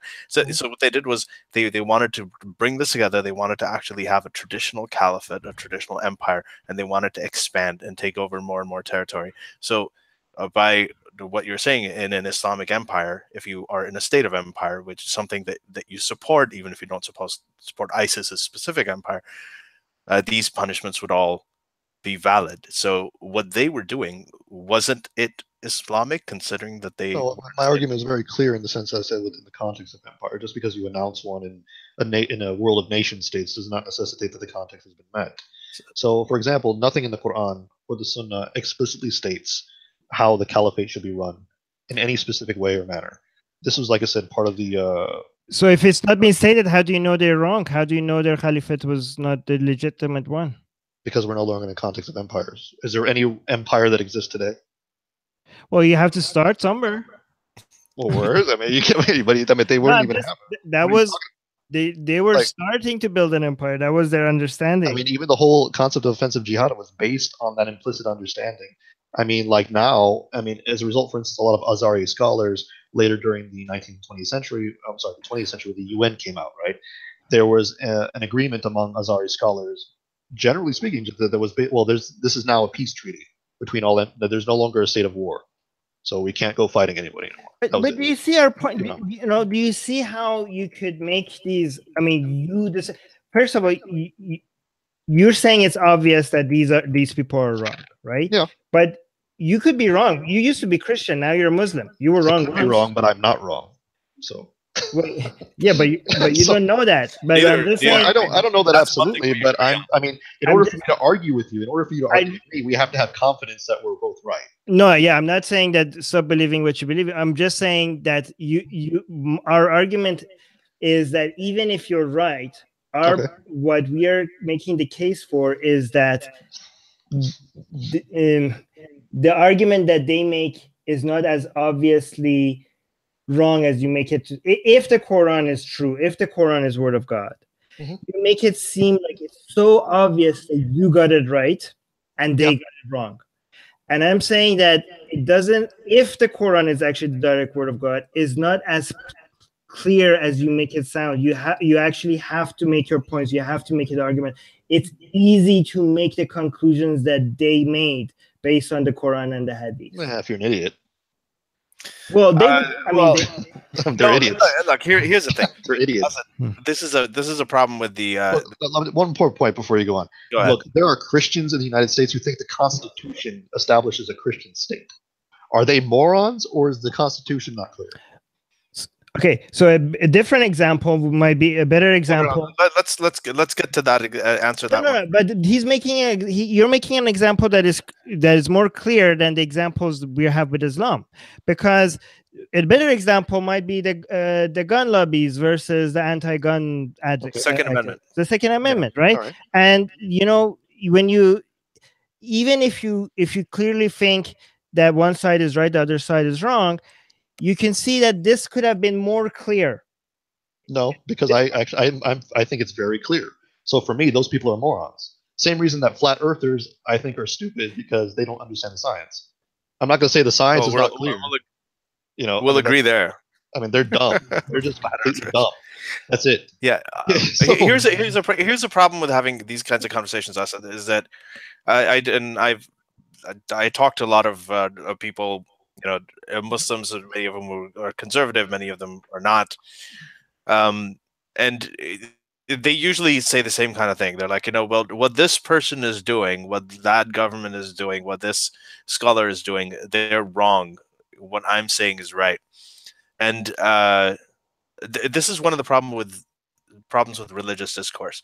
And this is, I think, one of the differences between science, and I know you talk about scientism a lot, but this is a problem between science and faith. The science has these objective sort of checks and balances, like falsifiability. If someone goes out and makes a scientific claim, supposing they're biased, scientists can be biased too, right? As you know, they make a claim. There are other scientists that can try to reproduce the experiment that they did and come up with different results and say, okay, this person's wrong. There's a way to do that.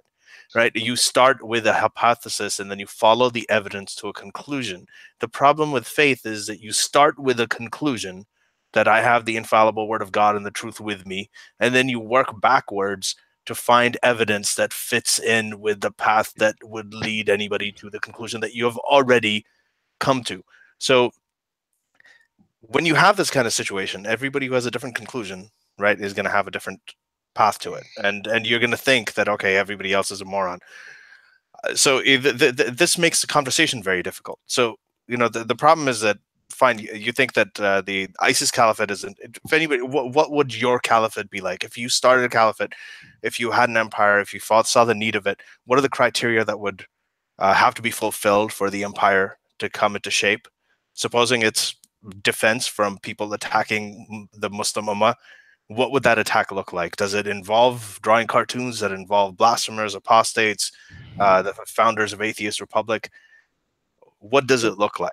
That would be the right thing that would not be. Well, I'll answer your question in a moment, though. I think the first point regarding science versus faith, I think, is wrong. I've studied the philosophy of science for quite some time, and I think the concept of falsifiability was done away with a long time ago after Karl Popper lost the debate with Thomas Kuhn. I mean, you have variations of it within. That is no. I think because if you say that you think that it's wrong, I mean, there is the whole idea of huh? It is wrong because falsifiability would collapse every single theory that we have if everything. I mean, there's no possible way to. No, then you're not understanding falsifiability, though. Falsifiability. No, it's just okay. Let's go on. Let's move on. Okay. Yeah, we're gonna. I mean, if you want, please. I mean, your viewers can go watch my lecture on science and scientism. I also have more lectures and papers on that as well. I've studied the subject in depth, so I mean, I'm pretty well versed in the subject. So, but yeah, let's move on to your next question, if you wish. My version of a caliphate, to be honest, I haven't really thought about it in great detail. That said, I'm pretty standard with my principles right now. I don't consider criticism to be of any sort of manner to be an act of war or anything like that in the current period.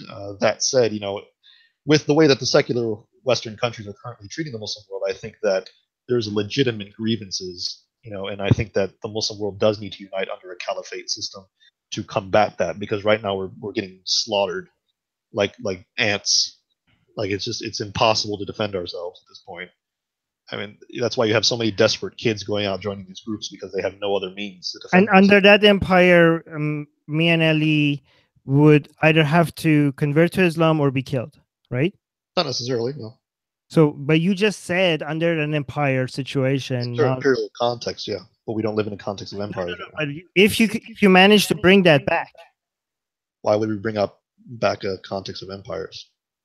Well, isn't a caliphate the same? Caliphate is not implicitly an empire or not. There's no mechanism for establishing the type of governing structure it is. I mean, you have, of course, an imam and things like this, but there's never been any sort of text. Using the word empire in Islamic context, even though that wasn't really defined in Islam. Well, the caliphate was an empire at the time because that's all that existed at the time. Well, yeah, that's our understanding of how a caliphate works. You're doing bid'ah by introducing a new concept of a khalifa. What bid'ah am I doing? If you're bringing back khalifa, you have to follow the sunnah and follow the Rashidun's way, and basically, so then what is khalifa in an empire? Basically, if it was an empire, if you're bringing it back, it has to still be an empire. We have to follow the moral principles and guidance therein, but we don't have to follow the structure. Like, for example, I don't have to ride a camel around just because Abu Bakr did. Yeah, actually, that's the point I make. That's why you should throw the whole thing out. But anyways, because you just pick and choose based on what was for that time. No, so the things that are uncomfortable basically are for a specific context and for a specific time. But everything you agree with should be copied and followed exactly. That's what it sounds like. The Quran is a book of moral guidance. I don't think camel riding has anything to do with morals. But no, I'm not. Please explain, if you wish. I'm just saying. For example, if there's a story in the Quran and it's lovey-dovey and rainbow and butterflies, it's obviously a message for all people at all times. I accept everything. But if it's killing people and I accept that too. Wait, let me finish. Then it's all of a sudden by peaceful Muslims, they will say, okay, now that's specific for a specific situation at a certain time. But anyways, during so basically, you're saying until the 1920s, before the Ottoman Empire was collapsed, right? Until what? One of the last empires to exist. Until that point. It was okay to kill ex-Muslims, and then after that it wasn't. Is that what you're saying? Yeah. I mean, almost everyone had blasphemy laws as well. You're judging God based on the standard of everyone else? No. Okay, but it seems like that's what you're doing. I think we're getting to the idea. We're not. Okay. So that this is another sort of thing that we run into, is that. You say something about the Quran, for instance, you say, okay, there's a lot of violence in here, we're talking about it. They're like, well, so does the Old Testament, so does the Torah, so does the New Testament. It promises eternal violence in the afterlife. And that's the argument. And my response to that is I agree with you. I'm not saying that those books are right and yours is wrong. This is an anti-Islam and pro-Judeo-Christian thing. I'm talking about everything, and it's the same case in this. Like, let me make it clear. I'm sorry. I know where you're going with this, so I just want to interrupt real quickly. I'm not making an argument of whataboutery. I'm putting anything into context. And what I mean by that is that responses have to be judged by the surroundings. I mean, that's all you. I mean, you can't. You have to respond accordingly to what is around you. You can't just always react the same way in every situation.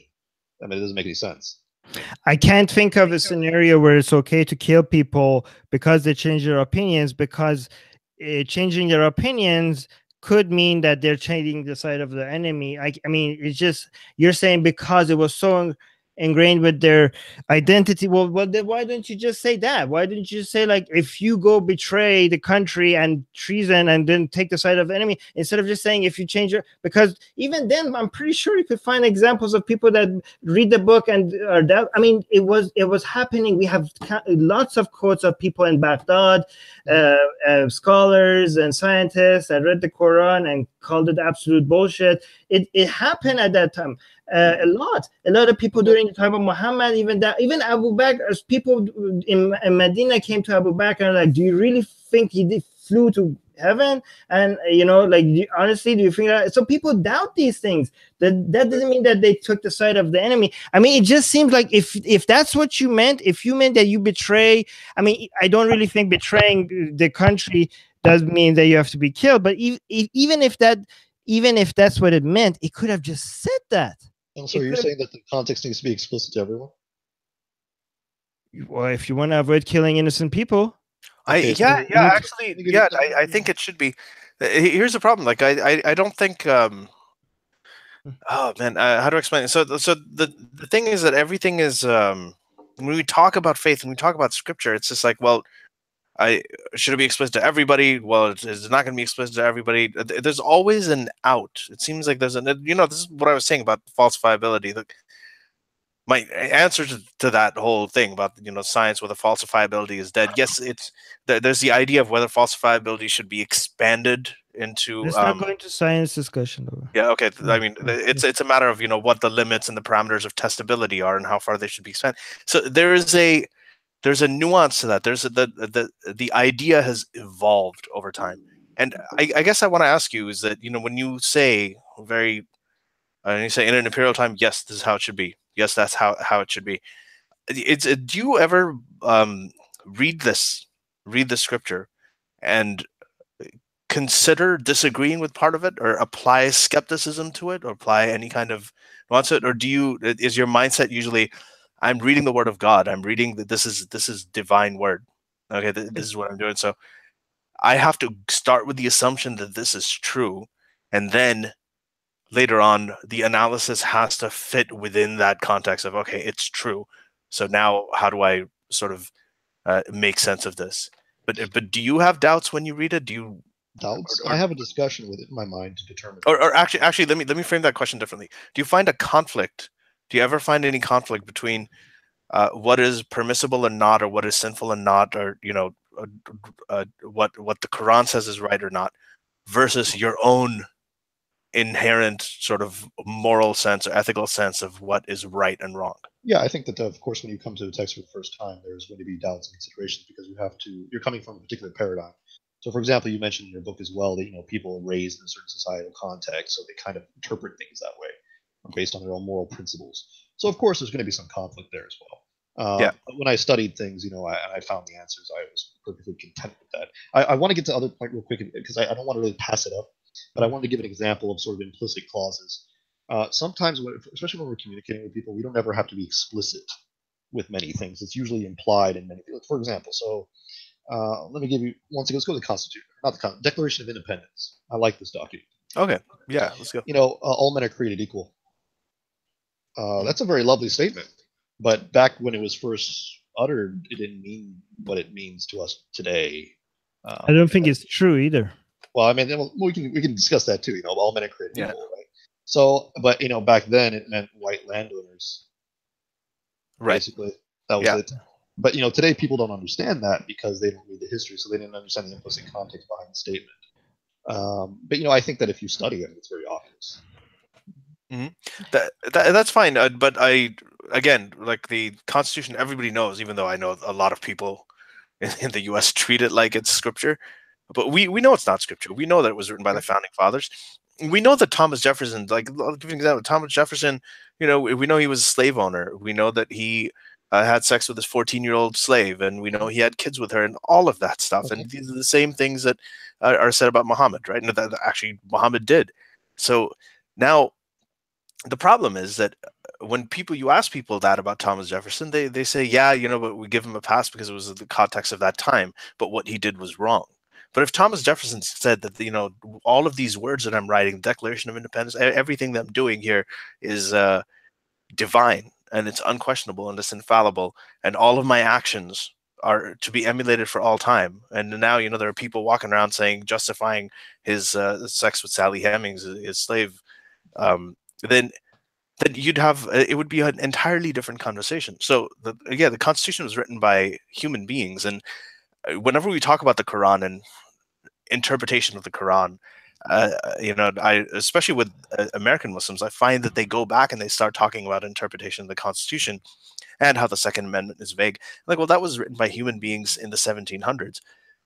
It's a very different situation than when you're making a claim that this was written by the creator of the universe, the guy who created the binary pulsars and 100 billion galaxies and time dilation. It would be a huge improvement if you could have amendments to the Quran. Why is the creator of space-time, bending with it when there's increased gravitational force and all of these amazingly complex ideas that we're only scratching the surface of right now, care about who you're fighting in a war against and how to treat people who don't believe that the same stuff that you do, or what you eat, like whether you eat pork, or whether you're having sex in front of 3 witnesses or 4. Why is the creator of the universe, who created quantum mechanics and subatomic particles that pop in and out of existence and go backwards in time, and why would this creator of the universe care how many witnesses you have to your adultery? Like, is that something? Did you ever feel like it's too narrow? Seems more political rather than something that. That's what I'm saying. You admittedly say it's political rather than something that seems like it actually comes from the creator of the universe. Well, of course, the creator of the universe is going to talk about everything. So, he's got to talk about politics. And that's part of our moral principles is how we govern ourselves, right? So that has but the point is that it looks very much like it was just a political text, or a text excusing Muhammad's actions, not anything like when the way Ali describes the creator of the universe, like any text from if it's actually the creator of the universe. This could have been so much better. I think the 3 of us could come up with a better document than the Quran. Okay, let me ask you a question. We'll go back to context discussion because I think it's important. You want everything to be contextualized to the point where it is so explicit that every single word. No, don't put it. No. I'll say yes. Why not? I know where you're going with it, because then the definitions, your definitions have to have definitions. Exactly. Then you go into the infinite regress. That's a ridiculous standard, but I'm saying you at least make the standard as high as what you expect from a government document or a contract or the UN making I a think statement. it's very explicit. I don't think there's any issue there. Really, when you say spread corruption and you have to crucify the people that spread corruption, and you don't define what the fuck you mean by spreading corruption, you think that's right? What does it mean? Okay, how is it? No, I'm sorry, I missed that. So can you say that again? Well, it's very clear. For example, we have a hadith that mentions the reason for its revelation. Well, hadith with many Muslims don't agree with. Okay, but that's okay. What is the definition of corruption in the hadith? Well, for instance, when it was revealed, individuals came asking the Prophet ﷺ for food and provisions and things like this, and they eventually went out and slaughtered not only the animals but the person tending to them, and then that reverse was revealed about that individual. It's very explicit in regards to Mm-hmm. violence. It has nothing to do with any ambiguous meaning. Okay, so if first of all, it doesn't on, explicitly refer to violence. It just says corruption, so it's not explicit. Could have said you could say that it implicitly refers to violence. Corruption, because it was revealed based on that event. So it's very much. Wouldn't okay? Here's a simple question: wouldn't it be an improvement if it just said violence instead of corruption? Wouldn't that be an improvement? Say, what do you mean by violence? No, okay, but wouldn't I'm not saying. No, I'm not it asking. wasn't. I'm not asking you if it would be perfect. I'm just asking you, wouldn't that be an improvement? Why? Because it would be a little bit more clear. It doesn't seem like it because you're even questioning what innocent means. That seems very clear to me. I'm not saying I'm just saying it would be more clear. No, I'm not saying it would be absolutely clear, but it would the circle of the possibilities of spreading corruption, what spreading corruption could mean, it would be a little bit smaller if you would use the wording that was a little bit more precise about who am I supposed to crucify. Or we could just use our brains 5 more seconds. Yeah, that doesn't. Brains 5 more seconds. This is the problem. The problem is that. Okay, I'm sorry. I'm going to do the first zinger in this podcast. The problem is when you use your brain too much when it comes to this stuff, Asad, you end up like me and Armin. That's what the problem is. So but here, and this is the one thing that I get asked all the time. I remember my sister asked me a couple of years ago. She said that if you die and you find out that it's all real, and you're in front of Allah and turns out it's all real, and He asks you, what's going to happen? Aren't you scared of that? And I told her at the time, I'm like, well, I'm 100% confident that if that happens, I'm going to heaven. I'm not 100% confident about anything else because I'm an atheist, but I'm 100% confident that I'm going to heaven because I didn't live my life in a way that I harmed people. God could be evil. God doesn't necessarily. Well, I mean, God cannot be. He cannot be dumber than me. Okay, he could be a sadist, but anyways, he could be a very smart sadist. Rahman Rahim is okay. Well, he's lying. Anyways, you saying that you keep mentioning that if idiots read it like this, right? Mm-hmm. But for you, isn't it? It's obvious that God is real, right? Yeah. And it's obvious that Islam is the right religion. Yeah. Right.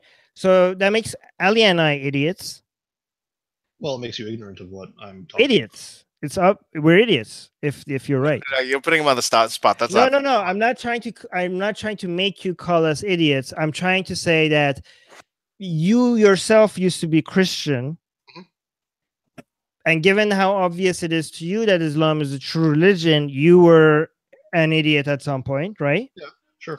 So it seems like being an idiot is not very a harsh thing to be. Like, it seems to be very common. It seems to be natural. Our brains take the word back. I'm just saying, it seems like given that we have faulty brains, given that we are not gods, we're not all knowing, we make mistakes, we could come up to wrong conclusions, given that you think me and Ali are completely being idiots, given that you think you yourself used to be an idiot, it doesn't seem like and given that how much it seems to be common for people to be idiots, don't you think it's not?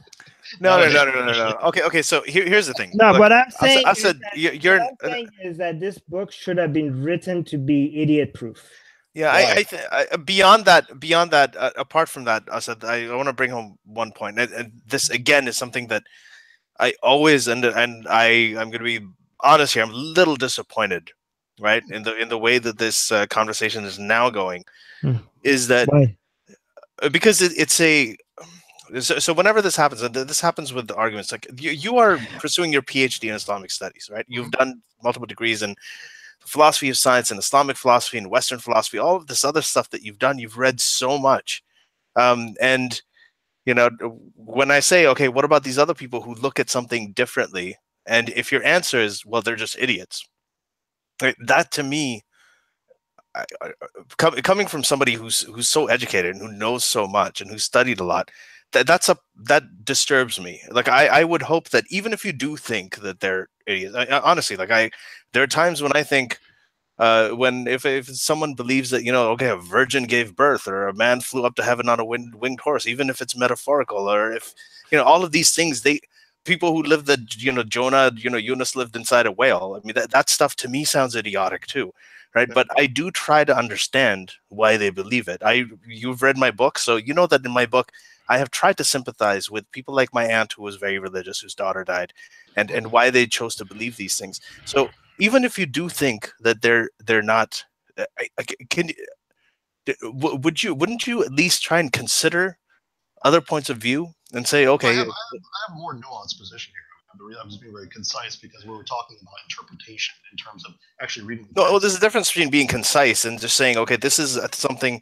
To me, it seems a little lazy, right? That you're like, No, okay, if well, you want me to be more specific, it's really easy to say that, okay, they're just idiots. It's like it's not.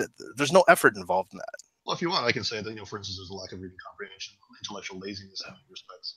I think there's a lot Sorry, of, I'm sorry. Can you bring your mic closer? I can hear that. like, for example, I have other issues. Like, for instance, I think a lot of it has to do with lack of reading comprehension, lack of education in certain respects, a lack of or intellectual laziness even in many respects. When approaching a particular text, I feel that yes, if you don't understand the Quran, there's an issue, there's a problem. Now, if you're just somebody minding your own business, you never heard of Islam, and you're just ignorant of it, then I'm not going to sit here and condemn you for that. But if I think that if you're reading it and you can't understand, for instance, like your evasion of 68 through 9, like that makes no sense to me. That's very explicit, extremely explicit. There's nothing getting around that. And for some reason, you still try to, and that doesn't make any sense to me.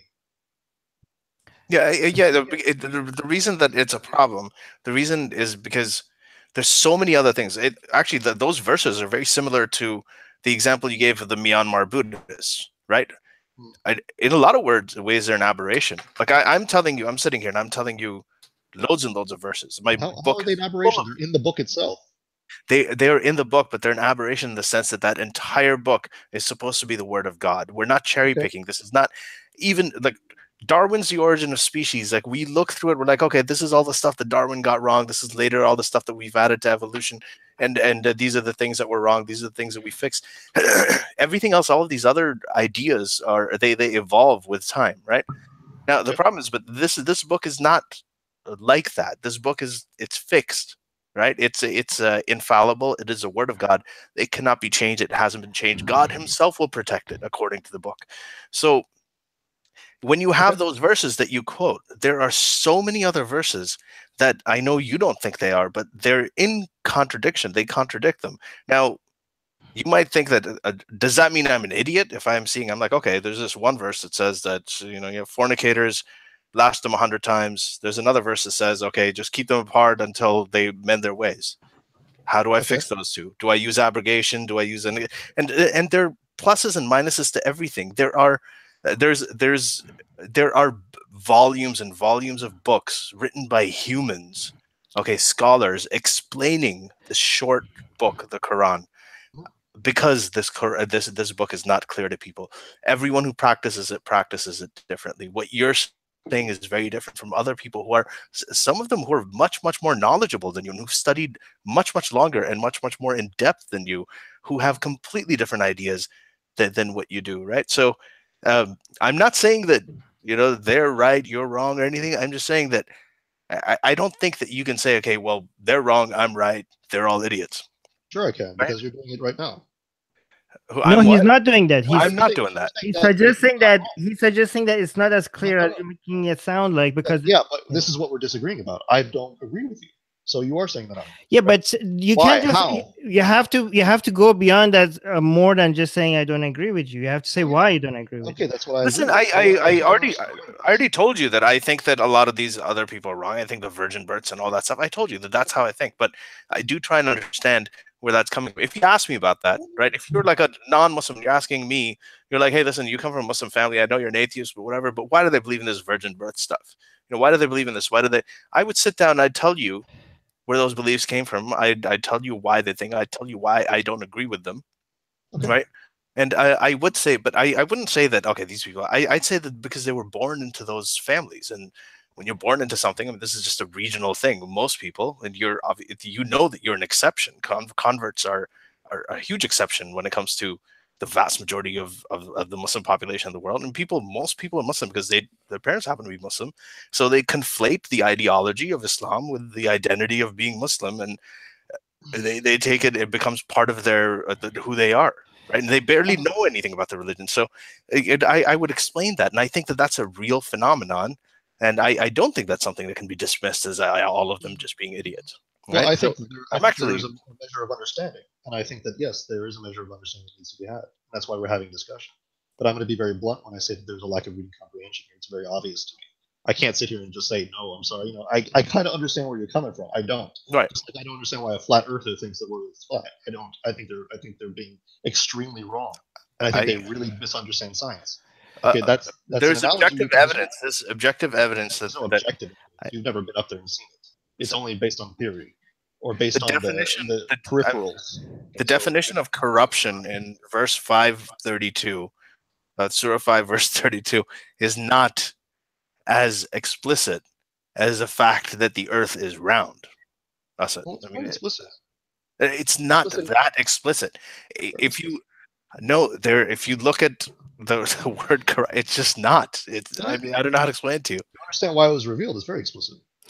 All right, but let's say it's explicit. Well, that verse let's was say actually revealed. It was about Adam and Eve, and about Cain and Abel and the murder that happened between them, and that was the violence that it was referring to. And again, it's also in the oral Torah. If you were God, okay, I don't know. and you know people were, and you knew people were. So I don't know there. Huh? I can't help you there, man. I don't know what you. I don't know what you want me to do. Well, I'm gonna tell you. I just made you God, and and you know, because you're God, you know people are idiots, and you know that if the book comes and people say that this is a book by God, a lot of people are going to follow it. And because a lot of people are idiots, if you tell people to crucify people that are spreading corruption, a lot of people are going to get crucified because of very different things. You know that you say, okay, this book is not. I didn't write it just for idiots. But you know the consequences of the book that you're writing. You know what's going to happen when you tell people to crucify people if they're going to spread corruption, right? So given that you know the consequences of that, why wouldn't you try to make it a little bit more idiot friendly? Well, why does he need to care to that extent? Why does he need to care that people are suffering from being crucified? Well, innocent people? In the Quran as well, it says that he will be making a creature that will shed bloodshed on the earth. And he knows, and the angels asked him why, and he said, I know what you do not. So he doesn't need to care that everybody understands this, but he does need to care if you're eating pork or you're having sex in front of 3 witnesses instead of people 4. who want to follow it, yeah. Okay. I have another question. Do you if all of this makes sense, if as you say, if you think about it for 5 seconds, it makes absolute sense, then why do you even need the Quran? Why can't we just think about it and come to the same conclusions? Well, we have the fitrah in many respects. We have the what? Fitrah in many respects. We have a natural. No, but why do you, if all of these things are so obviously, so it's not written for idiots, because it's not written for people that are not already smart enough to understand this. It's not about intelligence. It's about lack of reading comprehension. But I'm just saying, if you read it and it seems like everything that it says agrees with your moral compass, wasn't your moral compass good enough? Well, everyone has an implicit nature towards what is good. So when you read the Quran, are there stuff in there that you disagree with, but you say, well, Allah knows better, but you completely disagree with if it was up to you? What would I disagree with? I'm asking you if there are anything in the Quran that you read it and you say, okay, this makes no sense to me, but I trust it because it's Allah. Not that I'm aware of. I haven't really nothing in the moral sphere. I mean, there are things in there like Aleph, the letters. Aleph Lam Mim, I don't know what that is, but I'm pretty clear about what the moral implications are. Right. Okay, we have to wrap this up. So I'm going to ask one last question. So, given that you were a Christian and then turned into Muslim, do you think that if there was a Christian empire, it would be morally acceptable for them to kill you because you left Christianity? Yep. It would be morally acceptable. Yeah. Okay. I have a lot more questions, but I think we're saying we're running out of time. Yeah, we're at 2 hours now. I want to be very clear about something here. Okay. You guys warned me in advance. You said disclaimer. I could be blunt if I wanted to be. Yes, go ahead. But I want to be clear here that I do consider you guys very intelligent. I think you're very wrong. I think you do lack certain things that necessary to understand the Quran. But I'm not because I don't hate you guys. I'm sorry. I know you may think that way, but I don't. No. We don't. Did we make it seem like we hate you? No, I mean you guys. I know you're offended, and I apologize a little bit. So I didn't mean to be that abrasive. No, actually, no. See, I said I'm not offended. This is just how we talk. Okay, I was just talking to you. I'm not personally the only time I get offended, and I say this online all the time, the only time I ever get offended is someone says something about my family or something like that. Well, I want to be clear that I do feel a little guilty for saying idiot, because you did seem a little offended. So I apologize. No. I don't think you were calling me an idiot. I was talking about the way that we have the discourse. I just throw it out there. I just throw it up. And the reason, just to clarify, the reason I brought that up is because this is something that I a lot of times I've had debates and I've had conversations with Islamic scholars, and not just Islamic scholars, but religious scholars, and often who have PhDs and who are training fellows, who are doing all these other things, and ultimately at some point it just comes down to, well, those people are just idiots and they're wrong, and so that's the only reason I brought it up. Frustrated, and I think sometimes there is a way you can kind of say, well, when they get to that point, it's like they don't really have an answer.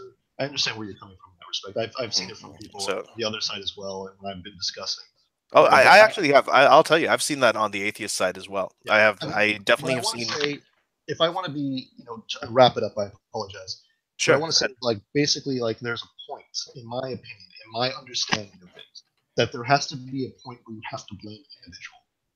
There has to be. You can't always go for the text. There has to be a point where you have to say, is there something wrong with my understanding?